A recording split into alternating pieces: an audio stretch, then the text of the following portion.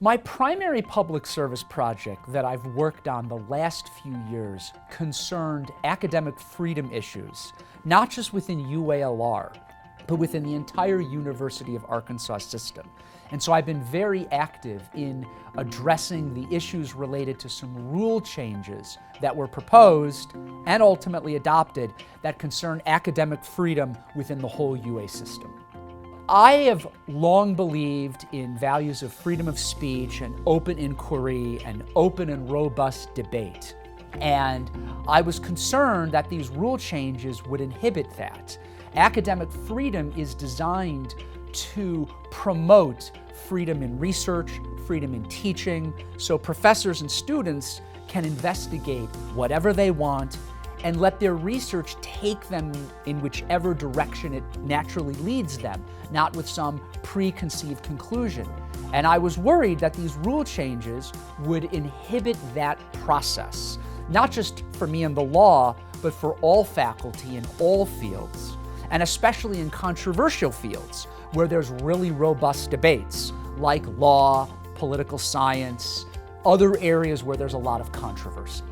So far at UALR, we have been able to adopt additional implementing rules that have worked very effectively to preserve the robust exchange of ideas on our campus. A couple of years ago, I helped write what is often loosely called the Chicago Statement, because it started at the University of Chicago, which is a statement of values in support of academic freedom.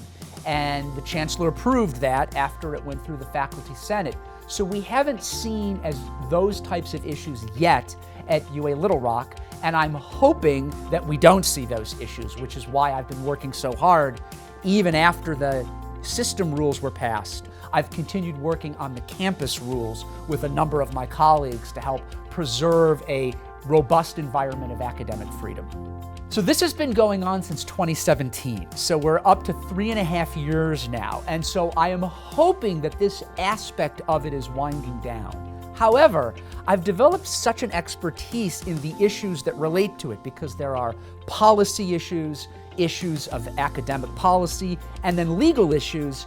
I may actually translate some of this work into my research. Many years ago, I rewrote the grading policy for the law school, and that generated 2 articles. So it's possible that I'll keep working on this in other aspects of my professional responsibilities. Arkansas was not the first university system to make some of these changes. Wisconsin did it, and it got a lot of attention. And then since COVID began, there have been more attempts to change the rules in Kansas and some other states. So the work that we have done, we have started making connections with professors at other schools who are starting to deal with some of these issues.